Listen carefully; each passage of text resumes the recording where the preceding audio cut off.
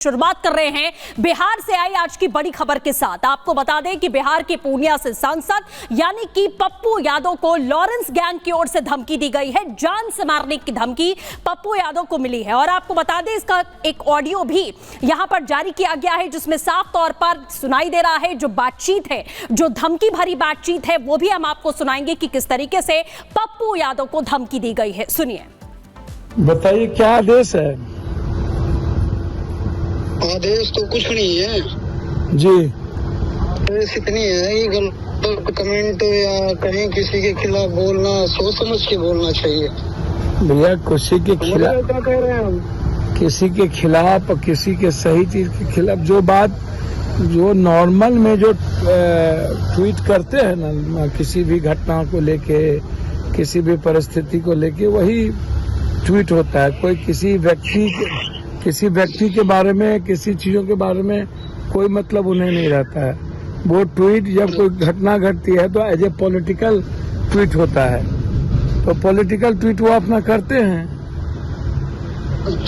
उसमें कोई भाई साहब से आपकी क्या दुश्मनी है? नहीं कोई दुश्मनी कर्म और कांड दोनों करते हैं भैया। कर्म करेंगे बाद में। भाई साहब की वो डायलॉग तो सुना होगा भैया। एक बात करने में भी आसानी होगी भैया, एक बात समझिए, मैं आपको बता दूं, बहुत क्लियर हूं मैं इस मामले में कि पप्पू यादव जी देश के 7 बार इंडिपेंडेंट एमपी रहे हैं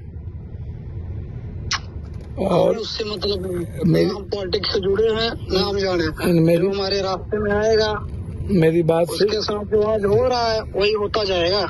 आपके रास्ते में ना कोई जा रहा है, ना जाता है, ना जाएगा। वो पॉलिटिकल चीजें हैं, पॉलिटिकल चीजें होती रही है, बात करते हैं। पॉलिटिकल नाले किसी के खिलाफ बोलना, किसी को शब्द बोलना पॉलिटिकल नहीं है। बाकी हम देख लेंगे। एक बार फोन करने का मकसद यही था, सुधर जाओ, नहीं आगे तो देख ही लेंगे हम।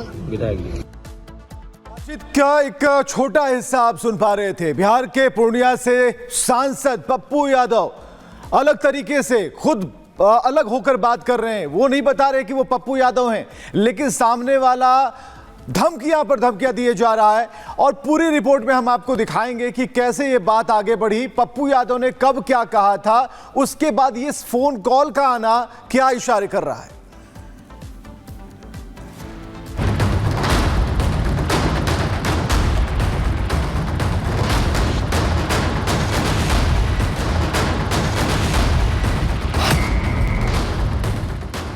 बाबा सिद्दीकी और सलमान खान के बाद अब पूर्णिया के सांसद पप्पू यादव लॉरेंस गैंग के निशाने पर आ गए। बाबा सिद्दीकी की हत्या के बाद पप्पू यादव ने लॉरेंस बिश्नोई को 2 टके का गुंडा बताया था। इसके कुछ दिनों बाद अब पप्पू यादव को बैक टू बैक 3 धमकियां मिली हैं, 2 फोन कॉल पर जबकि 2 सोशल मीडिया पर। रिपब्लिक मीडिया के पास पप्पू यादव को मिली धमकी का एक्सक्लूसिव ऑडियो है। हालांकि रिपब्लिक मीडिया वायरल ऑडियो की पुष्टि नहीं करता। धमकी भरे वॉइस मैसेज में सुनाई दे रहा है कि एक शख्स बोल रहा है, एक गलती दे रही हैं, ऊपर से दिखा रहे कि भाई गलती कोई नहीं है। हम बड़ा भाई समझ के तुझे बड़ा भाई बनाया है, ऊपर से तूने भाई के फोन ना उठाया है। जेल का जामर 10 मिनट बंद कराने के तुझे पता मिनट के लाख रुपए लग रहे हैं। मजाक समझा खत्म तो कि क्या जवाब दूं मैं कि बड़ा भाई बना लिया मैंने और बड़े भाई ने ये सलाह दी है, शर्मिंदा करवा दिया मुझे तूने। क्या बड़ा भाई बना ही लिया, उसका फर्ज तो निभा लेता। वहीं पप्पू यादव को अजू लॉरेंस नाम के शख्स ने व्हाट्सएप पर पहले लॉरेंस बिश्नोई की एक फोटो भेजी, फिर कई कॉल की।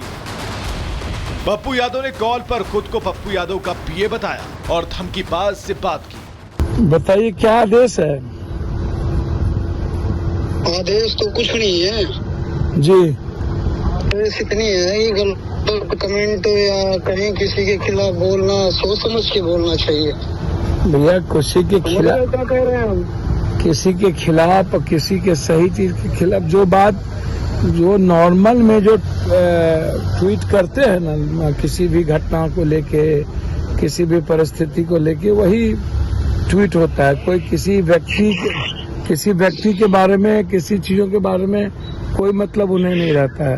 वो ट्वीट जब कोई घटना घटती है तो एज ए पॉलिटिकल ट्वीट होता है, तो पॉलिटिकल ट्वीट वो अपना करते हैं। उसमें कोई भाई साहब से आपकी क्या दुश्मनी है? नहीं, कोई दुश्मनी। कर्म और कांड दोनों करते हैं भैया। कर्म करिए, बाद में भाई साहब की वो डायलॉग तो सुना होगा भैया। एक बात करने में भी आसानी होगी भैया, एक बात समझिए, मैं आपको बता दूं, बहुत क्लियर हूं मैं इस मामले में कि पप्पू यादव जी देश के 7 बार इंडिपेंडेंट एमपी रहे हैं और उससे मतलब हम पॉलिटिक्स से जुड़े हैं ना, हम जाने जो हमारे रास्ते में आएगा मेरी बात से उसके साथ जो आज हो रहा है वही होता जाएगा। आपके रास्ते में ना कोई जा रहा है, ना जाता है, ना जाएगा। वो पॉलिटिकल चीजें हैं, पॉलिटिकल चीजें होती रही है, बात करते हैं। पॉलिटिकल नाले किसी के खिलाफ बोलना, किसी को शब्द बोलना पॉलिटिकल नहीं है। बाकी हम देख लेंगे, एक बार फोन करने का मकसद यही था, सुधर जाओ, नहीं आगे तो देख ही लेंगे हम। तो सुना आपने पप्पू यादव को कैसे धमकी दी जा रही है। इस तरह का धमकी भरा ऑडियो सामने आना बेहद ही गंभीर मामला है। वहीं इससे पहले 26 अक्टूबर को झारखंड के अमन साहू गैंग ने एक प्रेस रिलीज कर पप्पू यादव को धमकी दी। लिखा, मैं पप्पू यादव को स्पष्ट रूप से कहना चाहता हूं कि तुम औकात में रहकर चुपचाप राजनीति करो, ज्यादा इधर उधर 3-5 करके टीआरपी कमाने के चक्कर में मत पड़ो, वरना रेस्ट इन पीस कर देंगे। पप्पू यादव ने कॉल की रिकॉर्डिंग डीजीपी को भेजकर मामले की शिकायत की है। वहीं गृह मंत्री की चिट्ठी लिखकर सुरक्षा बढ़ाए जाने की मांग की है। पप्पू यादव ने लॉरेंस बिश्नोई के बारे में कहा था कि अगर सरकार उन्हें अनुमति दे तो लॉरेंस बिश्नोई को 2 घंटे में खत्म कर देंगे। इसके बाद वो अब लॉरेंस गैंग के निशाने पर आ गए। Bureau report, Republic Bharat.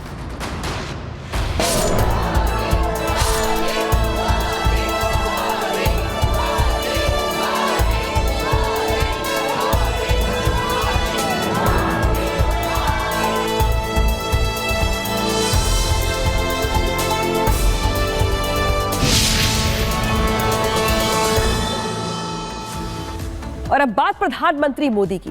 तेजी से बढ़ते भारत की डिफेंस इंडस्ट्री में एक और नगीना जुड़ गया है। पीएम मोदी और स्पेन के प्रधानमंत्री पेड्रो साnchez ने गुजरात के वडोदरा में C295 एयरक्राफ्ट की असेंबलिंग के लिए जो टाटा एयरक्राफ्ट कॉम्प्लेक्स है इसका उद्घाटन किया है। साथ ही बहुत सारी बातें भी कही है। रिपोर्ट दिखाते हैं आपको।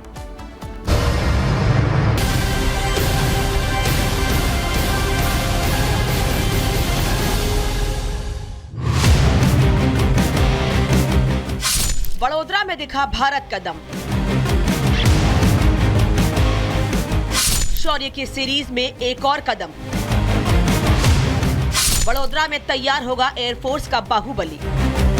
आसमान में गरजते और अपनी ताकत दिखाते एयरबस के इस एयरक्राफ्ट पर अब मेड इन इंडिया का टैग लगेगा।